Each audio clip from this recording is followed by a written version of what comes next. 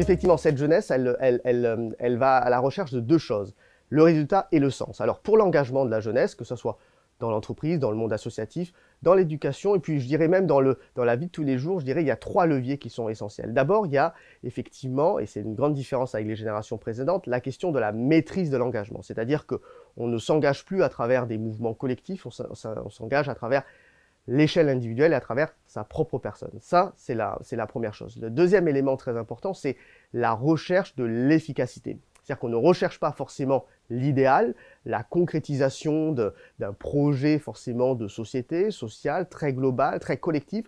On va chercher l'efficacité, c'est-à-dire le résultat presque immédiat. Quand on dit immédiat, c'est évidemment dans les 2, 4, 5, 6 ans qui viennent. Et donc, ça change aussi l'échelle et la temporalité de l'action. Donc, recherche de l'efficacité. Et puis, le troisième élément que je pense extrêmement intéressant, c'est cette idée de pouvoir se raconter dans l'engagement. Et ça, c'est très différent aussi des générations précédentes, qui étaient plus sur un engagement, je dirais, d'intérêt général, où il y avait une forme de délégation, presque parfois du pouvoir aussi d'engagement. Et ils veulent pouvoir se raconter dans l'engagement. Et donc, ça revient à ce que je disais tout à l'heure, cet engagement individuel, à l'échelle individuelle, a beaucoup de sens. Donc, trois leviers, un engagement dans un cadre individuel, une recherche d'efficacité et pas forcément d'idéal, et ensuite un troisième registre qui est celui de ce storytelling et de cette capacité à se raconter dans l'engagement.